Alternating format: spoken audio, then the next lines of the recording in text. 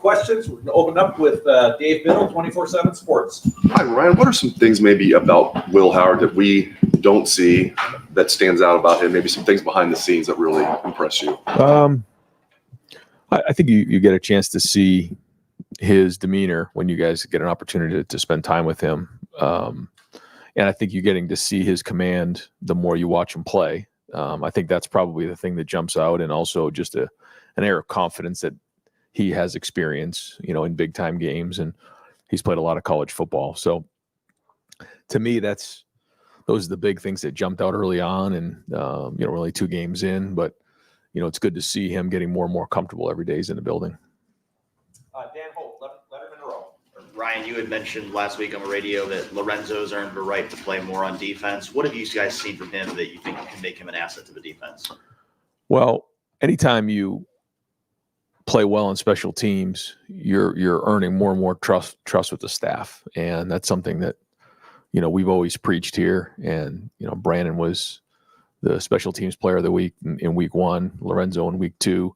So the more and more trust you're building, you're just getting an opportunity to do that. And so, we'll see how that all shakes out game to game, and based on the scheme going in that week or what we're seeing in terms of our opponent. But somebody who's competing every day in practice, he's giving great effort on special teams. You see him show up in coverage, getting his hands on balls. Effort, is and that's big, for us right now in terms of we want the hardest playing guys in the country, and he's shown they'll do that. Bill Landis, Kings of the North, the podcast. Ryan, you've spoken a couple of times about trying to figure out what the offense's, I think, fastball is going to be, just sort of the thing you kind of hang your head on. How is that process going? And I guess, where do you think you are in figuring that out? Yeah, no, I think we're getting there. I still think that, it's early in the process, but I think you saw a little bit of that last Saturday, just in terms of the mix that we have, and some of the schemes that we're running. Running inside zone, running stretch. Getting the ball in the perimeter, mixing in play action passes. Trying to get the ball into our guys' hands. The mixture of all those things, along with the quarterback run, mixing up tempos. Those type of things.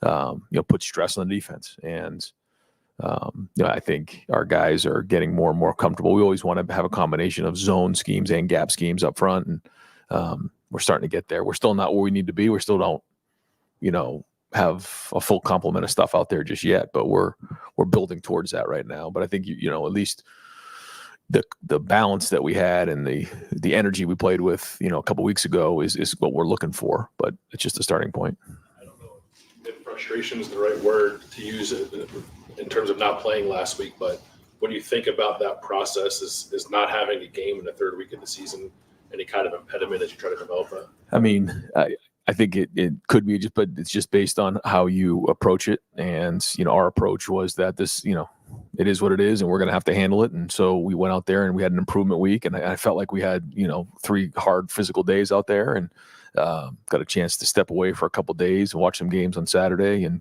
kind of asked everybody to do that, get some rest. It gives you good perspective. You get the chance to see some games, see some situational things to learn from, get to see some other teams out there. You're just watching the game, in your living room is a different experience. So I think, our guys got a chance to get some of that. We visited on Sunday, had team meeting, went out there, had our typical Sunday routine. That was good. And now we'll get back here on Tuesday. But, the idea was to get better. I think we did do that last week. And so now we'll get back into game week here. But we tried to keep the same rhythm last week as we rolled through it. Third row right, Stefan Kreisnig, Cleveland.com. You talk about Will Howard, kind of how he's gotten more comfortable day by day. Have you kind of seen the same from Quinn Sean from when he came in and kind of learned this offense? And what has he kind of added with his experience in the locker room? Yeah, same. He's learned the offense. I think that there's certain things that, we do that's different than where he came from. So, learning that was something he jumped into early on. He and Travion have a great relationship. They work hard in that room. I think Carlos has done a good job of building a rapport in that room, and a physicality and a toughness and a mindset. So, again, just getting started, but you can see, what he can do with the ball in his hands, and the explosiveness and the power he has when he runs. And, in protection, I thought, he did a good job, picking up a couple things too. So he's growing, he's building, but you can see, what a weapon he is for us when he's out there. All right. WSYX. Ryan, you said talking about watching the games Saturday.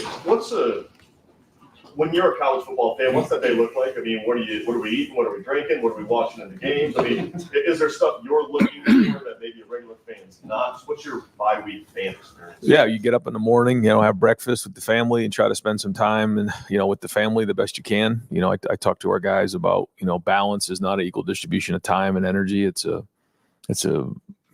building high ground for hard times. And you do that through faith, family, and friends. And so, you got to get around your family and get around your faith and get around your friends a little bit, but we don't have a whole bunch of time for that. So you get that done in the morning, and then the game started at noon, and we all just needed to get off our feet and rest a little bit and kick our feet up. But you watch the games, and now you get a chance to watch multiple games at once. I'm sure a lot of people do that now, and so you bounce from game to game, and you just watch. You watch the coaches, you watch the players, you watch the demeanor, you watch the body types, you watch the situations. You learn from it. It just gives you a great perspective as you don't find yourself in those situations very often, especially early in the season. So it's something that I think our guys had an opportunity to do, and we brought up some of those situations on Sunday.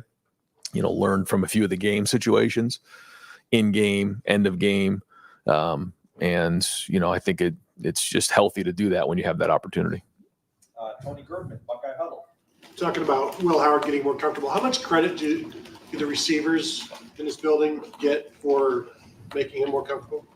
Yeah, it's everybody involved. It's the protection.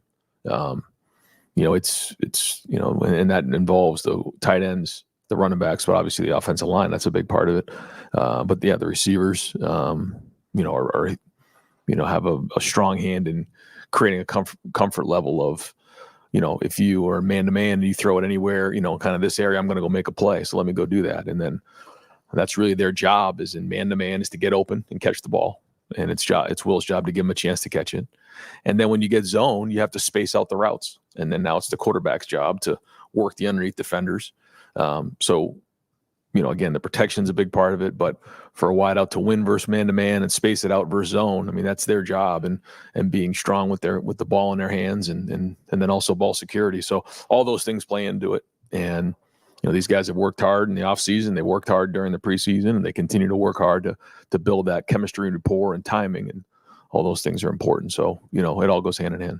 He said that you guys told him if they're pressed one-on-one, they're open, throw it, that sort of thing. Did you have to repeat those things, or were these just one time you tell him and he's good to go? I mean, there's a lot of things that are said multiple times over and over again, and that's what you do as a coach. But all of our quarterbacks, pick things up quickly, and that's important. But those are things that you're continually talking about. And the good thing is when you're about to say it, when it happens on a play, and you're about to say it, and they finish the sentence for you, that's when you're on the same page. And we're starting to see some of that. Davis, Delaware Gazette. You talked in the preseason about the idea of Caleb Downs potentially playing some offense. Is that still something you're interested in or pursuing, or is that just kind of a break glass in case of emergency kind of thing? And I guess how much did James Peoples' emergence and feeling confident in him change maybe your perspective on it? Both. I think right now, we're focused on Caleb being the best safety in America and, doing his job there. He's still working as a punt returner. I don't think we're quite there where we need to, get involved with him in the run game just yet. Not that we won't as the season goes on. But no, and I think, it's been great to see James and good to see Sam get some carries in the game. So, our depth at all positions is going to be, tried this year. So, he'll be an option if need be, but right now we're going to just focus on safety. Jeff Gilbert, Press Pros, third row left. Coach, in terms of special teams, you're more involvement this year with it. You haven't had a close game yet where a special teams play could have hurt you. That's coming. Those games are coming. How much more confident are you in that? Thinking most specifically about punt either way. Yeah. I think every day, meeting on it, talking through it, I feel much more involved with it. I feel like I'm much more in control of it than I was probably in the past, and making sure you have the right guys in the right spots. And so, yeah, I mean, we're going to keep grinding on it every day. We want to get better in every way. We want to grab every inch we can possibly grab. And those, that's a phase that can be critical, as in some of those, some of those situation. So we'll keep grinding on it. I do feel like, our staff is fully engaged in it. I feel like our team is. I think they see it, they feel it. All coaches are involved, including myself. So, we're not where we need to be, but, we are seeing good effort there, and that's a great starting point. Far left, Joe Nugent, WCMH. With Donovan Jackson moving in a good direction the last few weeks, do you know if he'll play Saturday? Yeah, he's ready to roll. As long as we have a good week of practice, he'll be ready to go for Saturday. And Austin Cerebell, what type of value did those last two games provide for him going forward? Yeah, he's going to still play, and we'll figure out how that looks. But he's done a nice job in the first couple games, and for stepping in that spot, I think that's provided us some depth that we didn't know we had going into the preseason. Fifth row right, Cameron T. Robinson, The Athletic. Brian, I think maybe from the outside in the offseason, you lose guys like Tommy and Steele, maybe the depth of linebacker or the uncertainty of just kind of experience with the question. Through 2 games, you've seen that depth grow, that rotation grow. What have you liked about really all 4 of those guys that have really kind of fit, or that whole room that's really fit well together? Again, it's just a start. So I don't really like to summarize where guys are at right now. We got a lot of football to go. But you see what you see in the first couple games. You see a lot of great effort. You see guys running to the ball. You see guys making plays, and that's exciting. And the challenges are going to keep getting more and more difficult as time goes on. So we're going to have to play with three linebackers in the game if they're in bigger personnel groupings. So that's at the very least you got to play with 3. But you lose a couple guys, you're playing with 4 and 5. So just like every position, we got to do that. But good to see, even in the first game, not having Cody, seeing guys step up, and it's important. I mean, that's a position where you got to do a lot of prep work. You got to know how to fit the runs, and you got to be involved with the coverages. You got to make the checks. Cody and if Cody's not in there, the Mike linebacker's got the green dot, so he's making all the communication from Jim. So it's a lot of work, and but we're seeing some good play there. We're seeing some good effort. So again, good starting point, but a long way to go. Fifth row left, Noah Weisskopf, The Lantern. Ryan, what have you seen on the Marshall from watching them so far? What do you think? Did they do exceptionally well? Yeah, they have a very good staff. Coach Huff is very well respected, and does a great job in recruiting. Does a good job with his team. Has been a very good coach in college football for a long time, and he's hired a very good staff, a mix of youth and experience, and he gets his guys to play hard. They're athletic. They got a big front, on the defensive side, and they have an identity on offense. They want to spread you out and throw it around a little bit, and mix some runs in. I think he does a very, very good job, and they're going to come in here, and they're going to play open and free, and we'll have a great environment, so they're going to be jacked up for that, and but a lot of respect for the program and what he does. Pat Murphy, 24/7 Sports. Ryan, you were talking earlier about showing guys some clips of things from over the weekend. How often do you guys do that, especially early in the season? Maybe when situations don't arise in your games, but you might see them crop up in other games. How often are you able to use other games? Periodically, coming off of a weekend where we don't play, it allows us more opportunity, and I can grab a couple of the coaches and say, hey, can we put some of this stuff together? I watched this. Can you put these clips together, and then we can go on it. When you have a little bit more time, that allows you to do that. When that happens, we'll do those things. Usually coming off of a game, there's just so many things that we need to, hit on coming off the game, watching the game film, that typically we're just going to focus on ourselves. But depending on what we have, coming off the game and what we have coming up the next week, we'll just make a determination. Only so many hours in the day. But when we can find these teachable moments, we try to do that just to bring awareness to everybody. And sometimes it's the coaches, sometimes it's the staff, just to make them think, what are we going to do in these types of situations? And then how are we going to respond? Joey Kaufman, Columbus Dispatch.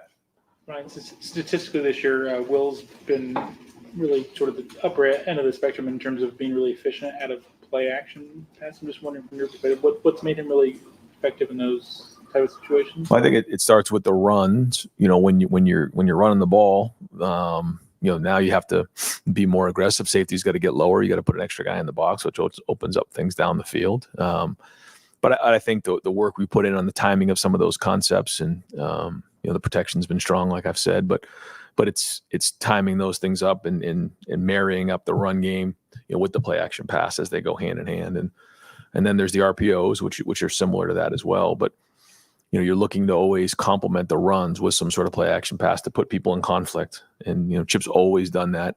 And, we've always done that here is, on just about every play, you want to put somebody in conflict, whether you're just turning the ball and handing the ball off. It's a safety or something, or maybe a linebacker with a play action pass, or you're reading somebody in the RPO world. And so putting guys in conflict is what we're looking for. So marrying those things up is important. But I think the timing has been good so far. But again, just a small sample size. Chip part of Chip's thing because he's done it in the past stop. Does Will have the skill set for it as well? Yeah, I think all the above. I think everything is a big part of it. We got a lot of great minds in that room, and I think Will can see it well from his size. He can stand in that pocket and see over the line. I think that does have something to do with it. But it's everybody. It's the design, it's the protection, it's the routes, it's all the above. But ultimately, he has to deliver the ball. Stephen Means, Cleveland.com. You spent a lot of time in fall camp, just kind of in the nicest way, just calling out Jelani Thurman and needing to see more from him. And it feels like with G, Will, and him, you guys have just kind of rotated those guys, which has probably been a benefit than just playing Kate Stover as much as you did the last couple of years. What have you seen from him specifically over the first 2 games that let you know that he's headed in the right direction? I think it's his ability to be coached. We're coaching him really, really hard, and he just keeps playing the next play. He doesn't let the last play affect the next, whether it's a good play or a bad play, and just playing through that. And the more reps he's getting in the stadium, the better it is for him. So we want to continue to play through that. I think his attention to detail has been better. It's improved. I think his focus in meetings has improved. And so every day he puts, stacks these days, the better he's going to be. But, just even attention to detail when he's in the special teams meeting, he's focused, he's locked in, he's got questions, he's got answers. I mean, those are all the things you're looking for somebody who's trying to build trust with not only the coaches, but his teammates. And so if he can keep building on that and keep growing, again, I feel like the sky's the limit for him. Austin, if you needed it, play that Bison role that you've used over the last couple of years here? Is that as a tight end depth maybe not allowed you not have to use that as a well, we do have more depth at tight end, but now with getting Donnie back, you would have that as an option if need be. So we'll, it hasn't really come up a bunch, but if we need that type of situation, now you have somebody that you trust that has earned the trust from guys around him by the way he's played in those first couple games. Deep left, Tim Hall, 97.1 defense. Ryan, did you see CJ Stroud's sideline pass when he was getting ripped down this weekend? And what did you say to yourself when you saw it? No, I actually didn't see it. I did watch a few of the plays, and somebody had said to me, but he just made a sick throw, but I never caught it with my eyes. But I did text him after the game, and just proud of the way he's handled himself, the way he's endeared himself into that organization, the way he's built hope into that organization, and the way guys are rallying around him, the way he's playing. Just couldn't be prouder of the way he's going about his business on a day-to-day basis, and he's got a lot of people here pulling for him. Austin Ward, podcast. Right. I don't know if Donovan's situation is comparable at all to what Jackson went through 2 years ago. Maybe it's not, but either way, did that process that JSN went through change anything with the way you want to manage injuries when they're close, like Donovan maybe was a week and a half ago? Length of the season maybe playing into that as well. Like, do you think there's anything that's changed about managing the health of those situations when they're close right now? I mean, I rely on sports medicine when it comes to making these decisions, but you do use everything that you've learned in your experience to try to, help be a part of the process, and you use all types of information to figure that out. And for Donovan came back for a reason. He wants some hardware, man. He wants to play. He didn't come back to just, watch the game on the sidelines, but, it took everything we had to kind of hold him back from that game. And he was available in an emergency role. I mean, he could have played, but, all the information that we had got from our doctors and sports medicine led us to believe that, unless he was really needed, it didn't make sense to put him on a pitch count, quote unquote, in that game, but to hold him if possible. And so we made that decision, which was not easy for him to hear or do, but we did. And I think we're all glad that we did at this point. So to answer your question, ultimately, like I defer to the doctors on this, but there is constant conversation. I am a part of all those conversations, and you always look back on different situations and try to learn from it so that, you make the best decision for what you have at that moment. I know it's 5 days away, so certainly the situation could change, but when you're reintegrating Donovan on Saturday with the preference be to ease it back in because he's missed 2 weeks of game reps, take as many as possible because you're going into a Big Ten game? Like what's the decision-making process there? Yeah, we felt like if he had a full week going into or on the improvement week, we had like a full Tuesday, Wednesday, Thursday, and have a full week of practice this week, that he's full go and he's ready to go. Andy Backstrom, Letterman Row. Yeah, Ryan, the tight ends talked a lot about in the offseason being the toughest unit on the team. Was any part of that knowing that you guys would want to deploy those 13, 14 personnel looks this season? I think everybody is competing against each other, but there's also that competition sometimes between personnel groupings. You want to get on the field, and whether it's 10 or 11 or 13 or even 14, I mean, guys are fighting for opportunities to get in the game and play, whether it's two backs in the game, I mean, there's pride in each unit to be able to do that. So yeah, I think that, and it's a lot easier to do when you have more guys in a room, so that if you take an injury, you still can be in that grouping, where it's a little bit harder when you put a lot of work in, you invest in a grouping, and then one injury or something can happen, and then you're completely out of that grouping. And now you've spent a lot of time during the week on that, and that's a bad investment. So I think the depth of that room has allowed us to put a little more effort and emphasis in that group. Andy Anders, Lebanon Warriors. Yeah, I just kind of wanted, on the defensive tackle rotation, it seems pretty clear that Caden McDonald has emerged as that next nose guard. Who's kind of in the mix there at 3-tech? And some guys have kind of split some snaps there. It just hasn't been a clear number 2 that's equal. Yeah, I would say, like you said, inside Hero's right there. K-Mac is right there as well. And then, we're really looking for the next couple guys to step up into that role. And I think Larry would tell you the same thing. There's a bunch of, candidates, but, that's something that I think that whole room is really pushing towards, and getting those guys to step up. You got Will, you got Taiwan, you got Jason Moore. I mean, there's some names in there of guys that we believe can do it. And so that's a challenge. We got to continue. This is all positions, but, we're looking for guys to step up in that room. Spencer Holbrook, Letterman Row. It's probably a good thing that you haven't had to deal with a lot of different defensive situations yet, because you guys have shut down the first 2 opponents who played. But how important was it this first idle week to get some of those different situations for your defense? I know you guys haven't faced a red zone right yet. Yeah, we work hard at red zone. Almost every day we're working in the red area. It's important.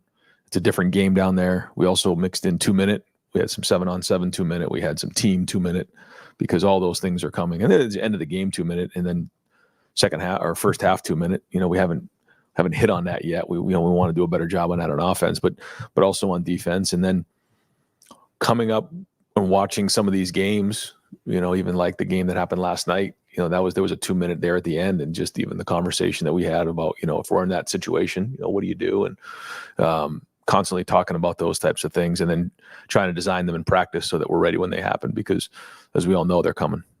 Jeremy Birmingham, the podcast.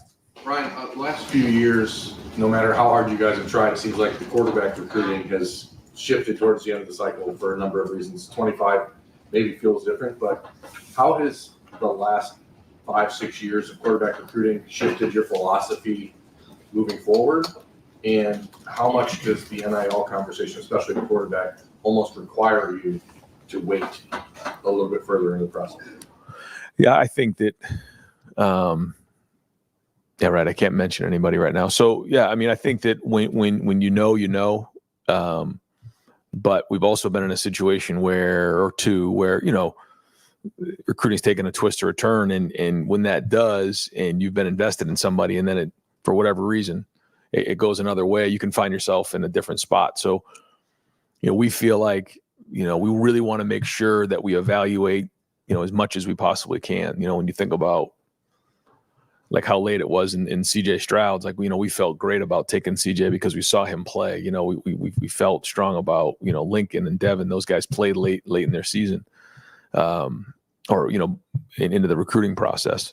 So, we, feel good about, the guys that we have committed. We feel good about the room that we have, but we always want to make sure that it's the right fit. And what we can't do is be unsure, because it's such a huge decision. So sometimes there's more boxes that need to be checked, and we always want to be thorough in that spot.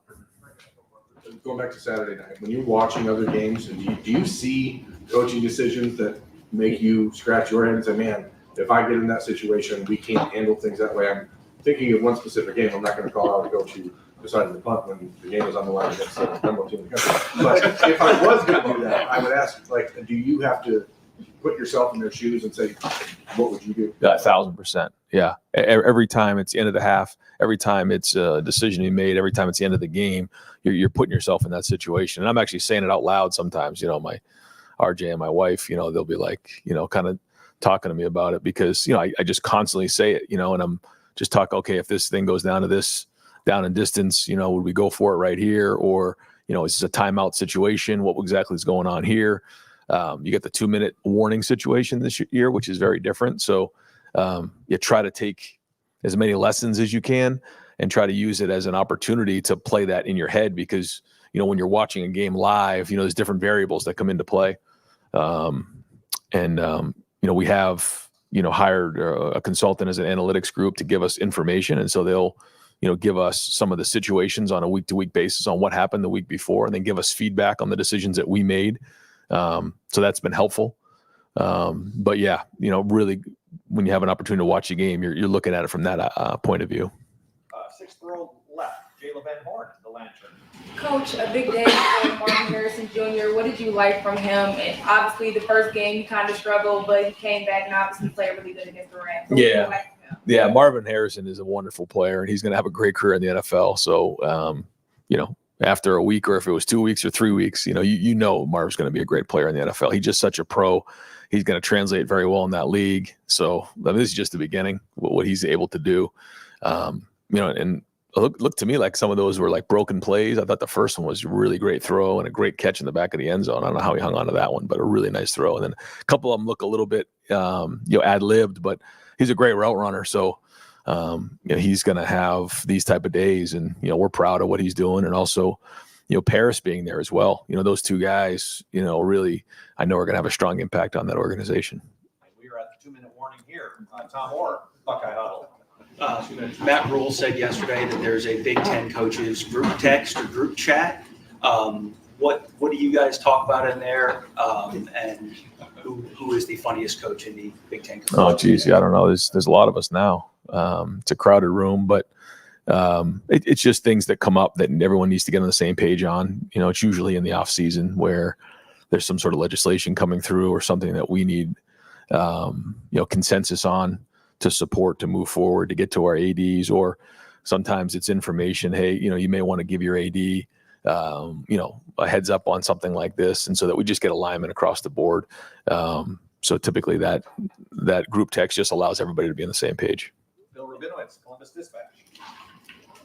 Yeah, well, at right guard, I don't know that anything's officially been announced, but Tegra's obviously been the starter. Is he the starter, and what have you seen from him so far? Yeah, he is the starter, and he's played good football. And we'll kind of see how the week plays out. And, we're going to try to find ways to get Austin in the game because we feel like he's earned that opportunity. How it shakes out this week, we'll see.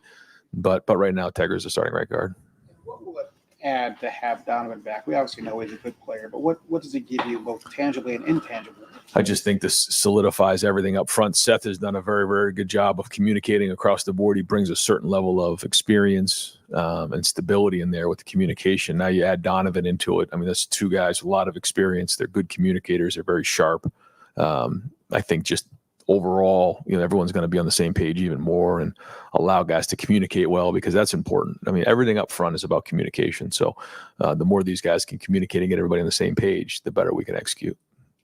Tim May, Letterman Row. Yeah, just two quickies, Ryan. Number one, speaking about the offensive line, did it make that leap you wanted from first game to second game? And I know everything's always relative based on who you're blocking, so to speak. But do you like the progress there? Did you see a more cohesive unit? Just what did you see? Yeah, I think we all saw a bunch of guys who played hard. I like the plays where we're finishing, on the touchdown to Jeremiah. You see Josh Simmons like driving a guy out of bounds. You're watching Fryer run down on the one that got called back to Quinshawn, but he's 60 yards down the field chasing guys down.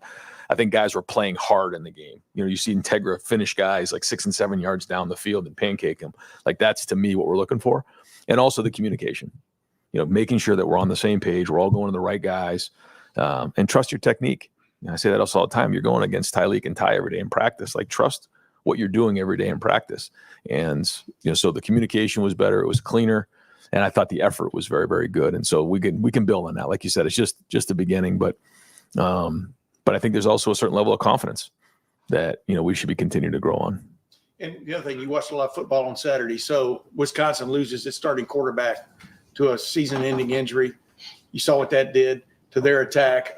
Texas loses Quinn Ewers to a abdominal strain or whatever it was. He looks like he's going to be. But the point is, do alarm bells go off in your head when you're watching that? Or do you go to Chip and go, we got to get these other guys more time, more quality time, because that could happen any moment. I mean, just what's your thinking in that regard? It's the same thing as it was, before watching that on TV. It's we've got to build depth at every position, and obviously that's one. We got 4 guys in the game last Saturday. That was good. You don't know what this week's going to bring. Like, we got to go play Marshall. We got to beat Marshall, and then we'll figure out the rest of it later. And if your focus goes anywhere else, I think that's dangerous. But we're going to get these guys reps in practice, and the more game reps we can get them, the better, because we do know that's going to be important. I mean, I totally agree with you. But there's not much we can do about that right now. Let's go have a great Tuesday. Let's get these guys as many reps as we can, and then we'll kind of, we have an opportunity to get guys in the game. We will. Thanks, man. Yeah. Thanks, guys. Okay, we've got Chip Kelly on the way. We're going to go 15 minutes with Chip. Off the old clock. We're going to open it up. Coach, second row right, Stephen Means, Cleveland.com. You've done, I don't think you've done it here yet, but in the past, you've often put 2 running backs on the field at the same time. Just what's the pros and cons of using a 2 running back set? Well, the pros are if you have 2 really good ones, it puts a lot of problems on the defense. The other part of it is, can one of those running backs play receiver? Can they line up in the slot? And we believe Trey does. Trey does it a lot, especially when we're in empty sets, and can be a mismatch from that standpoint. The cons are you have 2 running backs in the game at the same time, and what's your depth at the running back position? How many running backs do you have? You always want to try to keep them fresh. I think Carlos has done a really good job of rotating those guys right now. So there's always positives to having 2 on the field at the same time, but there are some negatives in terms of, if they're both going full speed 6-7 plays in a row, and they both need a breather, then you got to take them out. So, it's really depending on what your depth is at the running back spot. Has James given you confidence that you feel like you have that level of depth? Maybe Yeah, James has. I think James has done a really nice job in the first 2 games. We were excited about him coming into the first 2 games, but you never know. It's kind of like the old adage of players like a tea bag. You don't know what you get till you put it in hot water. And I think with James, you learn that he's a pretty good football player. So we're excited about his growth and how he continues to pick up what we're doing and what we can put on his shoulders. So that adds to the depth at the running back spot. Front row, Bill Rabinowitz, Columbus Dispatch. Chip, it's the first year that on the field they can use the iPads obviously in the press box. But how much of an advantage is that? What are you able to do with that you couldn't do in the past? Well, people actually did it in the past, but they always were looking at the scoreboard to try to see the replay. It was funny when we were in the NFL, there were people that said they didn't want to do it, but every coach in the NFL was always like this and watching the replay up there. Now you get to run it back. So I think it's cleaned some things up. Sometimes it takes to halftime before you can make a adjustment because the guys in the booth are trying to communicate that what they saw, because the guys in the booth can obviously see the game better. The guys on the field can feel the game better. So I think it just kind of puts people all on the same page, and I think you can make corrections a lot faster. Was it something where you wondered, why couldn't we do this in the past? Or what was you wondered it because they showed the replay in the stadium, but they wouldn't let you have the replay on the sideline. So, it's progress. We're all you can't fight it. We're all moving in different directions. At some point in time, they may actually have videos in their helmets. I don't know, but just whatever the rules are, we're going to adapt to them. So, Jim May, front row right, Letterman row. I like a teabag line. I asked Ryan, I just wanted to ask you two quickies. Number one, how important is it to somehow or another, based on what you saw Saturday, Quinn Ewers leaving the game, Wisconsin losing a starting quarterback, to have a competent backup that you feel real good about, and how do you generate that? And then number two, do you feel much better about your offensive line today than you did 2 weeks ago from the standpoint of how it played in your last game and progress, et cetera. Two drastically different questions right there. So, I think will it? Yeah, because they're both on offense, but that's about the only thing I can fish those two together with. The quarterback spot. Obviously, you want to develop depth, and you do look around the country and who's lost their quarterbacks, and or a guy goes down for time. But the other part of that is, it's not like Will's been here for 5 years. Will's played football for 5 years, so he needs as many reps as he can in Ohio State's offense. So you're in that fine line of how many reps do we get Will of live game speed in a stadium where it's real. It's the toughest position to play because you can't practice it the way you play it. What I mean by that, and I don't care what level it is, quarterbacks don't get hit in practice, but quarterbacks get hit in games. So it's a different game for a quarterback when it's live. So to try to balance how many reps does Will need to continue to get better and continue to grow is, we finish our last out of conference game here against Marshall and then head into conference play. Do we feel like he's got enough under his belt so that when those situations come up in a game that he's experienced it already as an Ohio State player? I know he has as a Kansas State player, but not. But you also need to develop your quarterbacks because, we always say you're a chin strap away from playing. If you get your helmet knocked off on the field of play, you're out for at least one play. So someone's got to go in the game. So that's a fine line, and you always have to continue to try to walk it. But we hope that, I think Devin and Julian did a nice job when they were in.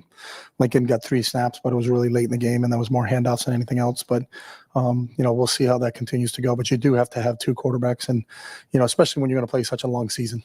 If you're going to play a 16, 17-game season, at some point in time, one of those guys is going to be called upon during a critical time, and you hope that they get enough reps under their belt that they feel comfortable when they go in there.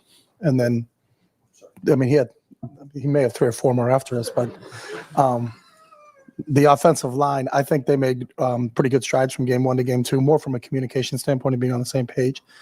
And now adding Donnie back this week, I think, adds a little bit more depth to that position because Austin played really well himself. So I think Austin took full advantage of the reps that he got in the 2 games that he was in there. So we'll continue to monitor that situation. But I was really impressed with how they went from game 1 to game 2.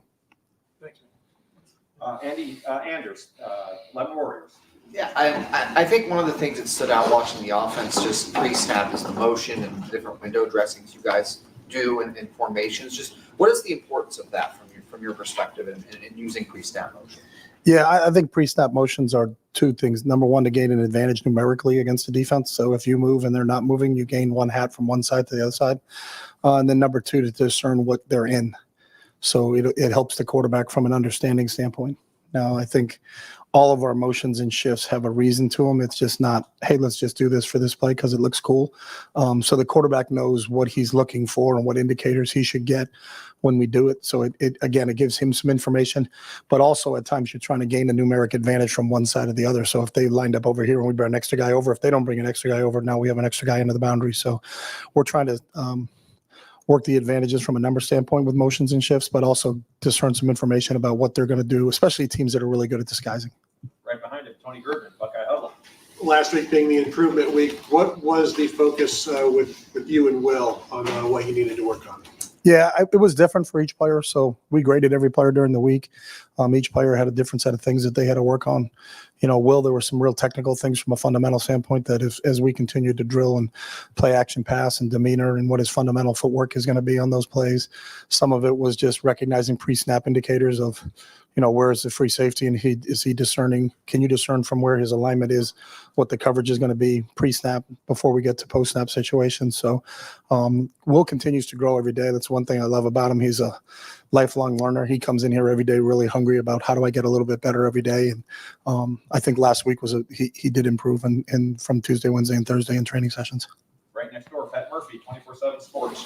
I'm sure you were at least aware of Quinshon before you got here and started working with him, but maybe where has he surprised you as a running back and what have you learned about him? I know it's still early on. Yeah, I had just really watched highlights of him, in terms of what he did at Ole Miss. But he just, how well he sees the field for someone his size, usually, guys that big are a little bit more of a batting ram type player.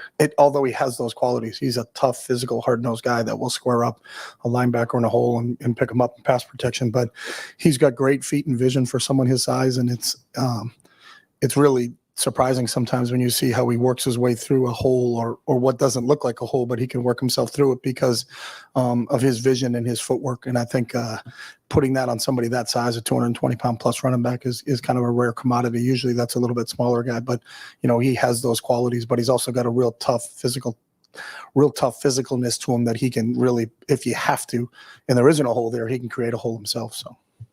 Fourth row right, and Andrew Backstrom, third row. Yeah, Chip, we saw some 3 tight end sets, 4 tight end set. How is that depth of that tight end room allowing you more flexibility on offense right now? It has, and I think it's a credit to those guys in that they all playing time here is earned. So, when you say, hey, we're going to run 3 tight end formations, it's not, well, whatever 3 tight ends are there.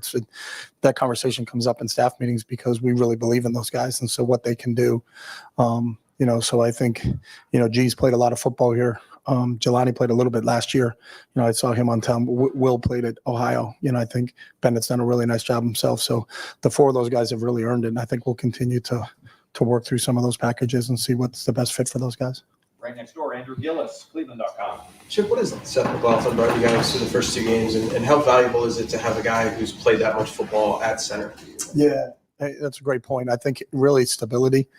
Kind of he's been there, done that. He learned very quickly. It really just for Seth, it was how do we call it and what is our terminology, as opposed to what he did when he was at Alabama. But he's seen a lot, and he's played in some really, really big games. And so I think the other players on the line kind of look to him because they know he has that experience. But I think the stability he's brought and really the leadership at the center spot, that guy has to make all the line calls for you, and to have someone in there that can do that has the experience that Seth has really helped. Deep left, Tim Hall, 97.1 The Fan. Chip, another one about the running backs. What would you say has surprised you or just impressed you the most about Travion's play in 2 games? Yeah, what impressed me the most about Travion is just his work ethic. He's a guy that is out there every single day, and he only knows one speed. You never have to talk to Trey about effort. And he's always trying to get better. Like you watch him in walkthrough, and it's meticulous with his steps and where his hand placement is, and he's not just going through the motions. So, I think he's a explosive play waiting to happen, and I've seen those on highlight tapes of what he's done here in the past. And I think he's close, he's really close. And so hopefully, in these next couple of Saturdays, we're going to see him really take one through, not only through the 2nd level, but through the 3rd level and go all the way. Cause he has that type of breakaway speed, which I think is kind of rare. He's one of the fastest kids on this team and can really, really move. So, excited to see him take that to the next level, but I love his physicality as he runs. I love what he's done in pass protection for us in our first 2 games. So, excited to see him continue to grow this season. All right, Austin Ward, podcast. Chip, when you talk about the pre and post snap decision making there for Will, when you guys are in these RPO looks, it seems like he's in command of that. How frequently is he making the right or correct or optimal decision with the football right now? He's been really good in his decision-making process. I always chuckle because some people, I don't know how when I watch tape myself, like, is that an RPO situation or not an RPO situation? Because that could just be a hard ball call, and his job is to hand the ball off. Now, his fake may be that, but he didn't have anybody that was a relief throw for him or wasn't even looking to have a relief throw. But he's done a good job in what we've asked him to do. Really, we talked to our quarterbacks about being the run game coordinator, and he has to, make the play right. Whether sometimes it's a check system, we're supposed to go right, and there's a lot of guys over there, so we got to go the other way. Other times he can make it right by throwing off of those guys. So he's been really good in his decision making in the run game. Joey Kaufman, Columbus Dispatch. Does Will do anything that makes him effective as a thrower out of some of the play action or RPO stuff? He's been very efficient in those situations. Yeah, I think it's a combination. Number one, he's really good fundamentally with it. Part of it is who are you trying to affect with the fake. You can't fake and hold the ball from everybody, so everybody's going to see it at some point in time. But there's certain people that you're trying to get to bite on the run fake, and I think he understands that and is really aware of that. And then number two, I think because we do run the ball well, that's part of the biggest thing is you can have an extensive play action game, but if you're not running the ball very well, I don't think they're going to bite on it. Most defenses need to be lactose intolerant. That means they can't bite the cheese. But if we do a good job running the ball, then we think they're going to bite the cheese. So that helps. Bill Landis, Kings of the North. Chip, when you're trying to figure out the thing or things that maybe the offense does best that you're sort of maybe want to hang your hat on a little bit, how often do you feel like you have a pretty good beat on that before the season? And or how much is it like a fact-finding mission does it become in the first couple of games? And then I guess where do you think you are with this particular group? I think it's always an ongoing process because your lineup changes as the season goes along. So I mean, Donnie's an example. Donnie wasn't with us for the first two, but will be with us in this game. So where is our strength as we add Donnie to the lineup? So I think that's an ongoing process. You don't ever arrive and say, hey, now I know we are worth this, because that can change drastically, with a sprained ankle or something where you're going to have to adapt and improvise as the week goes on. And then obviously the other thing, the biggest factor in that too is what changes is what are you facing defensively, and so is how they deploy their 11 drastically different than how the team the week before did. So, may say, hey man, you guys really ran the ball well against this team. Well, this team put 10 guys on the line of scrimmage and we're going to take it away. So we have to throw the ball over the top. There's just a sheer numbers deal that you deal with that way. But you're always learning because I think your lineup changes subtly and sometimes drastically, as the season goes along, and you're going to be able to adapt to that. Spencer Holbrook, Letterman Row. Chip, when you talk about the tight ends and being able to go 3 and 4 tight end services, how involved can they be in the passing game out of that? And what limitations? Well, Bennett had a 55-yarder for a touchdown, so I would say somewhat. I'm trying to read into like the pros and cons of going into those bigger sets. Yeah. Being able to, No, that's a great point. There are pros and cons. The more surfaces you build and the tighter they are to the football, then the less you can technically stretch the field. But I still think there are plays that can come out of those sets because the mindset of the defense when those guys come into the game should be they're going to run the ball. And I would say percentage-wise, we're probably going to run the ball more than we're going to throw the ball in those formations. But there's a give and take there. I think you have to always try to complement it. We may have 2 or 3 good runs out of this, but we got to have a play action pass. We got to have a completion. We got to have a shot play out of what's our shot play out of this? So it's interesting on how defenses, when you look at we think but we know our personnel. We know knowing our personnel, this is how we would defend it. Then you go to play another team and it's like, wow, I never thought they would do it that way. So here's our answer if they do it that way. So I think you have to be prepared for it because the issue is sometimes you're not going to see tape from other opponents that have presented that. So you don't know how teams line up to these formations because in the first 3 games that they played, they've never seen that formation. That doesn't mean they don't know how to line up. It just means we don't know how they're going to line up to it. They certainly do. So sometimes you're going to find that out as the game expresses itself. We got time for one final question. Tim, take us home. This will get us to 100. I know you got a question. Tim, Me? Yes. Oh, yeah. How pleased have you been? Is this a 3-parter or a 4-parter? No, it's just one. Okay. Jerry just said one. How pleased have you been with the run game to this point? I mean, are you seeing a crispness there, for want of another term? And how much have you just watched on video Will's ability affected like Western Michigan and the way it played? Yeah. You understand what I mean? His ability to run. Yes. And he is a factor in the run game. So him carrying out fakes or the ability to carry out fakes, I think people have to respect that because you can look at what he did at Kansas State and say, hey, this kid, when he has the ball in his hands, can do some different things, and I think a lot of times there have been plays that we've called to see if Will can run the ball, but they've sat on him. So then he hands the ball off. So I think he's made some good decisions from that standpoint. So we're pleased, but I don't think we're ever satisfied. I think we can be better in the run game. And I think that's what our goal is each week is can we be better this week coming up than we were the week before? And if so, how do we continue to grow as a group? You hope that your worst game was your first game. And that you continue to grow as the season goes along because you got that bank of experience that you can fall back on to say, hey, what did we learn coming out of the Akron game that we took into the Western Michigan game, and did we get a little bit better on what we did in the run game? If the answer is yes, then you're moving in the right direction. Now, I don't know how Saturday plays out, but are we going to be better in terms of running the football against Marshall than we were against Western Michigan? Then we're moving in the right direction, and that's what our goal is every week. But I'm proud of what we're doing. I think we're pretty efficient right now. We can be better. We had an 80-yarder call back. So some of the, making sure we have the hands on where they're supposed to be on the perimeter. And then I think we've been really efficient without having the ball on the ground so far. So knock on wood, we haven't turned the ball over in 2 games, but that's critical to our success here is making sure that we end the play, every single play that we get the ball handed to us, we end the play by handing it back to an official. So. Coach. Thank you very much. Thanks, Sean.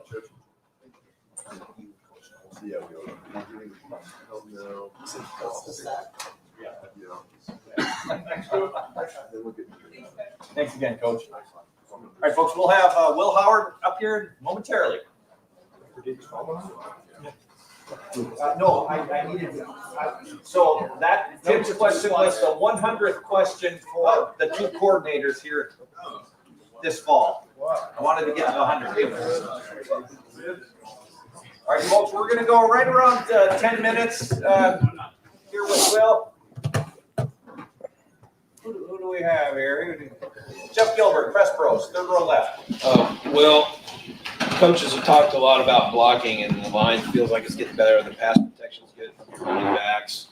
What about your receivers? I mean, obviously they're great to throw to. How are you seeing their development, especially young guys, blocking downfield, setting edges for you guys? Yeah, I think that's something that they're definitely trying to work on, and I mean, obviously, when you look at receivers, you don't really think about their ability to block or their ability to run guys off or whatever. It's obviously like, the catches they're making or the plays. But I think, these guys really have bought into, if you make a good block, man, like that's a huge play for us. I mean, there was a play last game where we ran like speed option to the right and Carnell just drove his dude, down the field, and then the next play he had like a 38-yard catch. Like that stuff adds up, man. It's like that stuff's important, and we're trying to put an emphasis on that stuff. And I think they're doing a really good job. I think, we're just, football is a simple game, man. It's blocking and tackling, throwing and catching. And, at the end of the day, I think we're getting better, and, we're never satisfied, and, we're always going to keep working to get better. But I think, they're doing some really good things down the field and in the run game. Second row right, Stephen Means, Cleveland.com. This might sound like a weird question, but are you a film junkie? Yeah, 100%. I love watching film. Like I always have been, I actually this semester have class at night, and don't tell my professors, but sometimes I watch a little film in class. I just love, I like to watch film like every day, like whatever it is. Like I just like to wake up and watch a little bit of something. I love the game of football, and I love the chess game that it is. I love how much strategy goes into it. And I think that's a fun part of it, like being able to, come out and have something planned for your opponent that they're not ready for, or seeing something before it happens, I think is really fun. And that's a really fun part of the game for me. So do you have those moments in games where you're watching the film and you're getting prepared, and then you see a defense come out in something and you automatically know the answer before they get the ball? Yeah. Like that is one of the most satisfying feelings. I feel like I've said that, like it's, when you come out and you're like, all right, I know what they're going to do, or, all right, they're rotating to the field here. It's probably going to be some sort of field pressure. And then that comes and you're like, all right, it just is a reassuring feeling of like, man, all that work that I put in, all the preparation I put in pays off. And, I've been there, I've been a true freshman when you're out there and you don't know what it is. And you're like, man, what the heck is this look? And that's a terrible feeling to have when you're not prepared or not recognizing what they're doing. And I think I've been there enough times to where I'm like, man, I'm never going to let that happen again. And I always want to be ready and prepared in the best way that I possibly can be, so that I'm never in a situation where I don't at least have some general idea of what's going on. Bill Rabinowitz, front row. Columbus Dispatch. For 4 years at Kansas State, you didn't have the benefit of using the tablets or iPads on the sideline. How much of an advantage is it? How do you use it? I think it's great. I used it in high school. We had like iPads, and I thought it was a really good part of the game. Like I missed it when I went to college. I was like, man, I wish I could just come over here and say, hey, what happened on that play? Because I like going back over some plays, especially the ones that didn't go well. I'm like, what happened on that? I like to look at it. But obviously, the last couple of years, my first 4 years in college, you could just talk about it and say, hey, this is what I thought it was. This is what I thought it was. And obviously, you can't get any confirmation until after the game. But most of the time, now, like I can come off the sideline and watch every single drive. Like I've probably watched the film after a game. I've probably already watched the game film like on the sideline, but it incorporates another element into the game. You're able to see things a little better, make some different in-game adjustments. I think it's a really cool part of the game, and I'm glad that they made that a part of the college game. time when you saw something that maybe confirmed or maybe didn't confirm something that you thought you saw and it helped you? Yeah, I mean, it happens all the time. You come off the field, you're like, oh man, I thought they clouded that look to the field there, and maybe it's a buzz look where it was actually not the corner, it was a linebacker buzzing out, and the guy up top was a corner rather than maybe a safety and a cloud look. And sometimes you get fooled and you think it's one thing and it's actually another, and that can be a good way to look at the film and see that. And then sometimes again, like confirming something, hey, I thought it was cloud here, it was cloud, and just seeing that look and how they play it, maybe seeing what do they do pre-snap to show that that's how they're going to play that on that, based on their alignments, whatever, just kind of going through that. And obviously, going into the game, we feel like we should have a good idea of what they're going to do. And it's really just kind of confirming what happened and what we thought was going to happen versus what actually happened is kind of what we use the iPads for. 6th row right, Cameron T. Robinson, The Athletic. Will, should mention the stability that Seth brings to that front line. And I'm curious to get your perspective, in what ways that show up, especially when the first week you had 2 first-time guards on the field. I think he brings a certain level of experience and of just maturity. And I think having that guy at the center position is crucial, man. In my 4 years, I've been blessed to have some good centers, and Seth's up there, man. He's making calls. He's the juice guy. He's bringing the juice. He's smart. I mean, he's making some calls before I even make them. And a lot of times that makes my job easier. If I'm not having to make a ton of protection calls, I'm just having to kind of echo what he's saying. Sometimes he just beats me to the punch. He's like, hey, we're going to, do this on this, protection on 3rd down. And he already knows it, and having a guy that, you can bounce ideas off of and that you can trust to make calls like that. I think, that has been really, really big for this O-line. And I think he's fit in really well with the group. I think the guys really mesh well with him.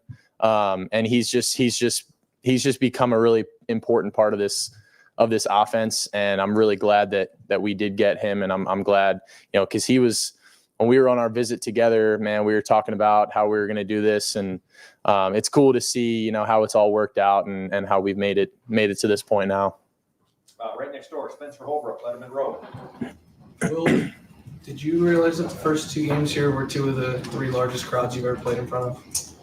Didn't know that until you just said that. That's pretty cool. Is there any nerves those first 2 games, and do you feel like you're settled into every aspect of everything now that you've been in the shoe, not just once, but now you've done it twice, you have the routine, things like that before you guys get into Big Ten play? Yeah, I'm definitely settled in more. It feels right. It feels like home. I know I said the first game felt like a little bit like an away game and all that, but I'm settled in now. This is what we do. I get the routine. I get the game week, what it looks like. Obviously it's cool, man. I've played in front of big crowds. I've obviously, this is 2 of the bigger crowds I've played in front of, but I've played in the games, so I wouldn't say it's necessarily super nerve wracking. I've been there. I don't get super nervous anymore. I try to just appreciate it and accept it for what it is, and just say, man, I only have 1 year here. I'm going to appreciate every moment I have out on that field playing in front of these fans. It's a blessing, and I'm just trying to take it one day at a time and not let any moment pass me by, because it's a pretty cool opportunity I have and that we have as a team this year. And I think we have a really special group, and we want to just soak in every last minute we can and make the most out of this season. Front row right, Austin Ward, podcast. Chip pointed out that I have no idea if you actually have an RPO play called, because I'm not a coordinator or a quarterback. I'm just watching the game. When you've had an option on a play, how often are you making the optimal or best decision so far? I feel pretty good about how I've done with my decisions in the run game and in the RPO game. That's the point of an RPO sometimes, is that you shouldn't know whether it's a designed run or whether we have a pass off of it. Like, the casual fan probably doesn't really understand that. And that's kind of how it should be. It should look like just a pass if it's an RPO and I pull it and throw it, and it's just the being able to keep the rhythm of it and making the right decisions. Like, it's pretty clear when I make a bad decision on an RPO, but you don't really see it when it's a good decision, which is a good thing, So I think I've done well with it. I think it's something that we need to continue to work on and work through. And as long as I can, just keep us on schedule and not force things, make the right decisions with the football, with the guys that we have, just let them do the rest. And, we've been blocking really well. I think, the running backs have been doing a good job, and the receivers are obviously going to get open. So, for me, it's just taking what the defense gives me and not trying to do too much and make the perfect play, but just, make things right. And final question, Tim May. Yeah. Let him roll. Yeah, I like that fake to air on one play last week. Mhm. How much is your responsibility as a starting quarterback? You were this way at Kansas State. You had Avery Johnson coming along, and here you've got two guys who haven't played very much. How much do you feel is a responsibility on your part to make sure these guys are ready to play? If you watch football on Saturday, you know what I'm talking about. And yet you still want to keep something in your back pocket too. I would think that makes you special. You understand what I'm saying? Yeah, I think that the way I look at it, at least in my days and in my time here, is like it's a collective effort. And no matter what, I'm going to try and help those guys in the room to be as prepared and as ready as possible, because I've been there where, you obviously, knock on wood, hopefully, nothing ever happens to me and hopefully, it's all good. But things happen, man. And college football is so unpredictable. You always have to be ready. And that's what we like to hang our hat on around here is, competitive excellence and, being ready when your number's called. And, I think that we just have such a good quarterback room that, just dudes that I just like being around. And I like pouring into, maybe the younger guys that, I've done it. I've had experience, I've gone through the ups and downs of college football before, and I'm going to go through more, I'm sure. But, in imposing as much knowledge as that I have and that I can on these younger guys in the room, because it's a cycle, and they're going to be next and they're going to go through things. And there are things that I wish people told me before they happen to me. And I just want to help these guys as much as I can, just because we have such a good relationship and we're all in this thing together. And I know there's 5-6 of us in the room, but we're all there's only one quarterback on the field at one time. But we're all in this for the same reason. We're all here to win a national championship and hoist that trophy up at the end of the year. And I think that's the thing that's most important. So we're all pushing each other to get better every single day. And, we're just trying to develop each other and just be the best team that we can right now and for the future going forward. We got time for one final question. Joey Kaufman, Columbus Dispatch. Will, you've been really efficient throwing off play action in some of the RPOs. Is there something about what you like about those situations that you feel suits your skill set, or just why do you think you? Yeah, I think the system that we have makes it easy for me, because if I don't have the run, if I don't have the pass, then we can just give it. We can run the ball, and there's some different things that you can do with the RPO game where you're not necessarily just throwing the ball every play, or you're not necessarily throwing the ball into tight windows. You're more taking it as it comes. If someone blitzes and a seventh guy adds to the box, then that's when we're kicking it out to a good numbers advantage outside. It's little things like that we're just trying to take advantage of our numbers battles and play the numbers game with them. And every play is different, and I can't give too broad of a statement on it, because there's so many different RPOs, different plays that we have, and every play is different in its own way. But, I think the way that our run game and our pass game complement each other makes it pretty easy for me to just dish the ball around and not have to force things. Well, thank you very much. All right. Thank you, guys. Appreciate it. Good job, buddy.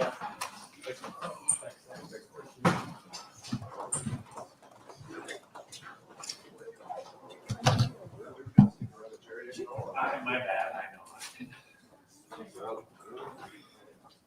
Tim, we're 75% through that quick throw pull. You can only hit a whip.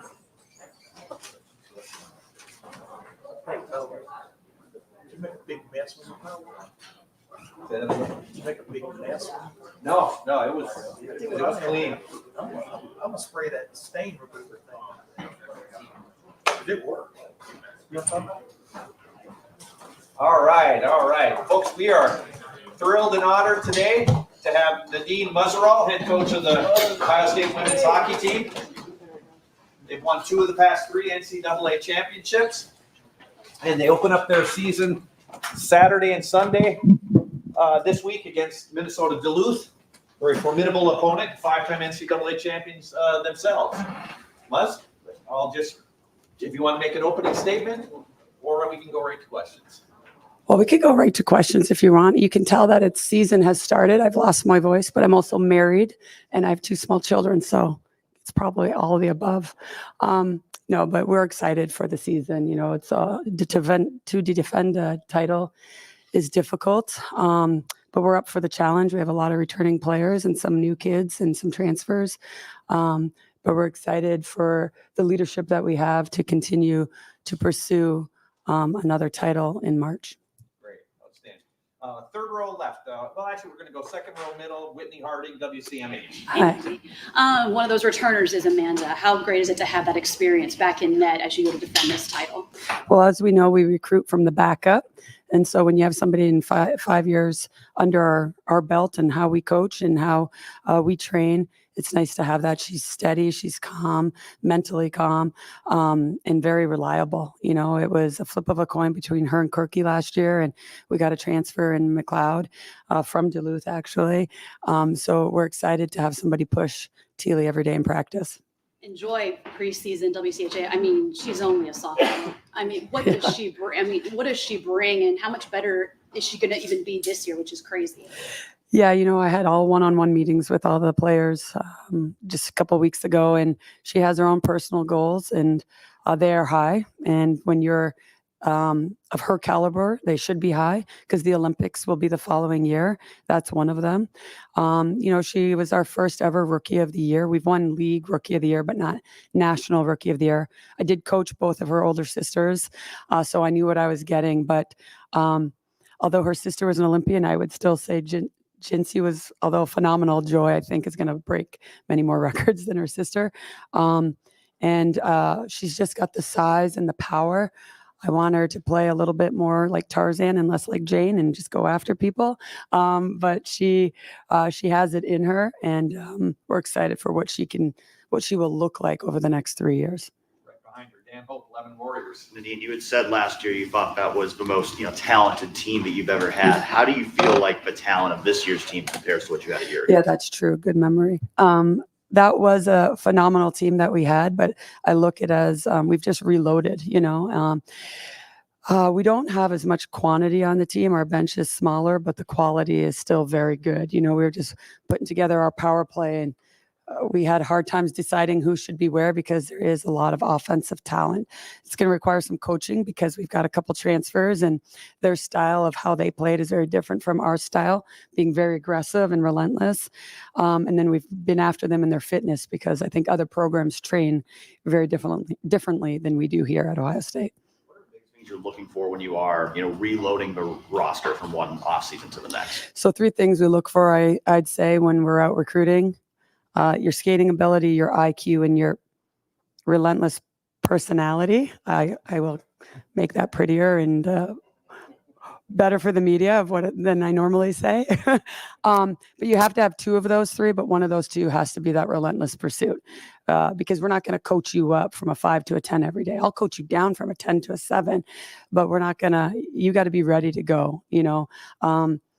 It's very sexy to want to come here to Ohio State. You know, it's bedazzling. The brand speaks for itself, and winning national championships and having jewelry is something that kids want to be a part of.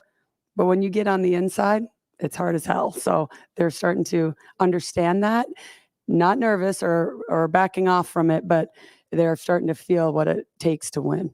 Right next door, Andy Anders, 11 Warriors. Yeah, just obviously you guys came really close to repeating it in 2 years ago, but what did you learn from that experience, I guess, of trying to repeat as national champions, and what makes that so difficult? It's funny. I had Tom Ryan, the wrestling coach, like, oh, you're so close to a 3-peat. So Thanks, Tom. But, and then you had to bring it up again. But it actually, of course it motivates you. Actually, funny story. So in 22, we won the gold. 23, we won the silver. First practice, I had the silver trophy at the center ice to remind them, do you like this color? So, and we skated some laps around it, and I put it up in the locker room all year so they'd have to continuously stare at what silver looked like. And then last year, of course, we won the gold, but I always think of when you're number one, yes, you have the target on your back. I always thought of it as like in NASCAR, the lead rider, everyone is drafting off of you. So it's a lot harder to stay in the front, right? And that's how I feel sometimes, is that we're in this NASCAR race and we're the lead driver. People continue to pursue us and we got to keep up.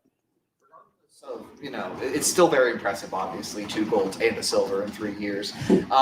What has been, do you think, the main ingredient in sustaining this program's success and staying at the mountaintop, not just getting there? Yeah, I think it's how we train the athletes. Like, we're not afraid to train them hard, with the resources we have, thanks to our football program. We know how hard we can push them without breaking them, and they don't even realize how hard they can go. And we always say, a Navy SEAL saying is your body can endure more pain and can go farther than that it can. It's your mind that quits. And so we're really big on pushing them and raising the bar every day, because they also say the only easy day was yesterday. And so that's how we have that philosophy and mindset in our locker room, is that we will push you more than anybody else can. Because when I started this program, we were 500 for 18 years.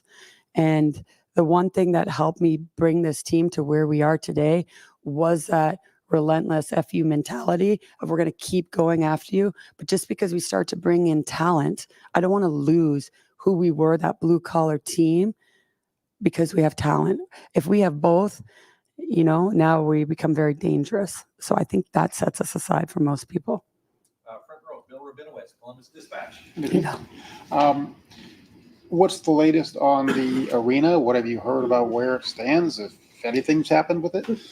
I haven't heard too much. I know that there's a couple more meetings coming, and I'm just going to leave it in the hands of our administration right now. But they know we want one. And I was just going to say, and the girls have deserved one. So we do know that it's a Title IX issue, and we're after it. And if you know of anybody that wants to donate and, get us a rink. But we do need one. We want one, but we've had a lot of success without one. So when we recruit, I continue to recruit that blue collar kid that shouldn't be the reason you choose a school. Semi-related to arena, but just with the House settlement and the changes coming to the college athletics landscape, I think given your status as a program, you'd probably be safe. But how much concern is there for the quote-unquote non-revenue sports that you're going to be protected, that you'll be able to run a championship level program?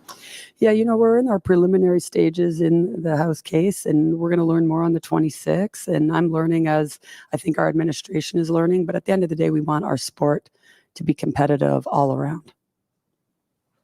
Right next door, Tim May, Letterman Row. Yeah, Coach, you touched on it a minute ago, but what gave you that mentality of what you wanted from your program? If you understand what I'm saying, once you showed up at Ohio State, when did that show up in your coaching approach, so to speak, that would set this apart? You understand what I'm saying? Meaning from an average program. That made that happen. Yeah, I took the first year to watch and observe, because I came from another Big Ten school that was very successful, both as a player and I coached them for 5 years. And when I was there, we had an undefeated season and we won 4 in 5 years. And so I just watched, and it was very, very quickly, early, I found some of the weaknesses within the program of accountability. And I was raised by a single mom, didn't have a license, used to go to hockey on the back of her bicycle, on the back seat of her bicycle. We didn't have a car. So I was blue collar, had the Rocky mentality. And I knew every kid could possess that, but did they want to possess it? And I was after them hard early, to be honest with you. And I set a tone early. And we had to weed out some weak, and the strong survived, I guess. But, maybe not a moment, but month or whatever. When was it that it became aware to you that this was getting through, that your approach was working? Well, to be honest, after that year, I worked throughout the first year with an active Navy SEAL in the Focus 3 group that we had, and we created our culture blueprint. And then at the end of the year, I showed it to our captains, and I remodeled our coaches landscape of what that looked like. Because I don't know if you guys are aware, but I got hired end of August, and I met the team for the first time on the road at the first game. And so I was drinking out of a fire hydrant. I had an 8-month-old and a 2-year-old. So, but to your point, I removed alcohol from the season. And because what I noticed was everybody liked to tailgate and party. And I just simply said, you're not good enough to do both. You're not being rewarded on the ice. And so I would say defining moment was actually my 40th birthday, October 19th, when 5 kids broke that rule and the rest of the team held them accountable and was making them run stairs in the morning. And I got a call from the athletic trainer. Why is your team running stairs? I said, they're not running stairs. It was my captains holding them accountable, and the entire team woke up at 5:30 in the morning to make sure those 5 did that, because they wanted to buy into what I was trying to teach them. And that's when I knew the culture was starting to shape, was because I didn't have to do it anymore. I didn't have to enforce the rules. The team did. And then that year, in my second year, we went to the Frozen Four.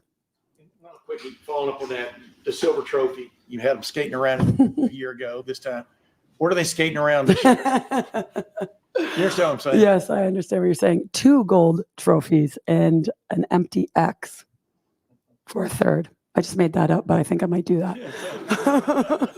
Thank you. Right next door, Joey Kaufman, Columbus Dispatch. If I could follow up earlier about the rank, and you mentioned sort of them, you would like one, and the team deserves one. What would it do for the program to have a bigger, newer rank? I think it also, well, it would it'd make recruiting a little easier. I think our recruiting's fine, but I just think it shows our support in our game in the city of Columbus and at Ohio State. I think it could really grow hockey immensely in the state of Ohio. I don't know how many here are actually hockey fans, but I have 2 small children, and there's a lot of kids that are playing hockey. So the demand is high, but the supply is very low. And you can make money, $350 an hour on renting out ice. So I think it could be profitable for our program as well, or for the institution. So I think it's just something that's earned and deserved to show that the institution is supporting our our hockey program, but also to grow hockey here in Columbus that we know we have with our Blue Jackets and our men's program here. Got time for a few more questions. Deep middle, Sam Cipriano, the Lantern. Coach, you have a trio of freshmen from Shattuck High School in Minnesota. How important do you think it is in your recruiting process to not only recruit players coming from a hockey school that has prestigious history, but also get players that come from the same school? Well, hopefully they like each other, right? That's usually what I ask the top recruit. Do you guys get along before we recruit the other kids? But I think it's important because as you build a program, like I said, you're building a culture. I mean, no one, last year we had one, but no one's from Ohio on our team. So we are family. We are each other's family. And so we have to make sure that we're recruiting the character as well as the skill. And they have to know what they're signing up for too, right? So, of course, we trust in Shattuck St. Mary's because they produce a lot of All-Americans and Olympians. And we trust in their program and how they train their athletes. So when they transition to our program, it's not a tough start for them. But again, you're recruiting the player as well. And I have a lot of trust in Gordy at Shattuck that when he speaks highly of one of his athletes, then I believe in that person as well as their hockey ability. Right in front of him, Tom Orr, Buckeye Huddle.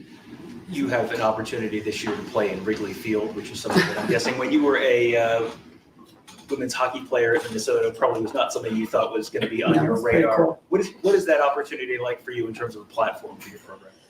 I mean, Chicago is another hot spot for hockey with the Blackhawks. My associate head coach, James Wisniewski, played 14 years and he was drafted by the Blackhawks. So he actually played in 2004 in that outdoor game. So he's excited to go back now as a coach and play. But again, I think it's just the experience for the athletes to be able to perform on such a prestigious landmark in athletics as Wrigley Field. It's going to be cold as well, so I'm looking to find something good to wear. But, again, I think it says a lot when they had the opportunity to host a women's hockey game, and they only invited 2 teams. And the fact that we were one of those 2, when I look back like 8 years ago of where we were, I don't think we ever would have been considered. So it's just all surreal to see the transformation. I mean, some of it's my hard work, but it's a lot of the athletes that bought in and stuck around and embrace the suck, embrace the productive discomfort to get to where they are today. And now they're a unified front, and very proud of them to have that ability and to take, women's hockey to Chicago, which is a very fun city, and showcase what women are able to do in the game of hockey. He went from a volunteer assistant this year to the associate head coach. Right. What has he brought to your team over the years that made you decide that he was ready for that kind of challenge? So I don't know if a lot of people actually know James Wisniewski and how he played the game. He was very tough and physical, kind of like how we play. His IQ, though, was off the charts compared to a lot of defense. And I just think that he brings that. You're replacing Peter Elander, who had a very impressive background. And I think with James and his love for the state of Ohio, playing for the Blue Jackets for a few years, his family loves Ohio. So I think that James brings in a lot of physicality and IQ and a defensive, shaping our defensive in a different way that we're going to try actually this year, that I'm excited for. If it doesn't work, it's James's fault. It was his idea. But I think that he brings in, a wealth of hockey knowledge that I'm excited to learn from, as well as Klein, my assistant, and our players. Over to the right, Clay Hall at 97.1. I thought I heard you say you've had a couple discussions or meetings about the new arena. Correct. Over 8 years, yes. Yes. And now we have a new athletic director. You have a new boss. Right. How would you describe those discussions? And do you feel, at least from what I know about the lacrosse situation, there was a lot of private fundraising done by the coaches even. And do you feel like that's a part of your job? I haven't specifically been asked to help fundraise. I'd be more than happy to do that. I think I'm pretty good with people, so maybe. But I do trust in Ross a lot. I think he is a businessman. I think he always seems like comes across as he has a plan. And he told me straight up, Nadine, I don't know when it will be built, which I appreciate, because I felt like I was being told it's happening. And I just don't want to give that false hope to recruits anymore. I can work with, I don't know. You know what I mean? I can't work with maybe 2-3 years. It will be built, he said. He just is uncertain at this time. We do have a president that is very supportive in our project and in the game of hockey. And I think the two of them collaborating, they both seem very wise, and I trust in them and their process. And, I'm focused right now on winning hockey games. And if they want my input or they want to bring me into a meeting, that's fine. But again, I just want to continue to win trophies and wear jewelry. Cameron T. Robinson still has questions. I'm surprised you don't know me so well by now. Almost there. Okay. Obviously, you guys went overseas. Yes. This often, just when you're putting together a team that's you kind of retooling a team from a championship year. How does playing games overseas prepare you for the season? Well, we got a little sneak peek, right, of what we're going to have this weekend. I think they're stronger, obviously, than where they were a couple of months ago. But I was pleasantly surprised with both Sweden. We played Sweden's national team over in Sweden. And I was very impressed with our team playing so physical, but especially playing on an Olympic-sized sheet and being able to play that way.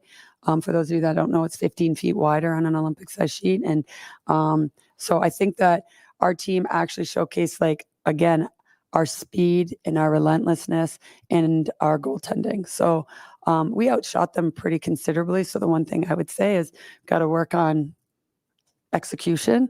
But but we're getting there, and it was a good start, more so for our team building and bonding, with a couple new staff members and then a lot of new players.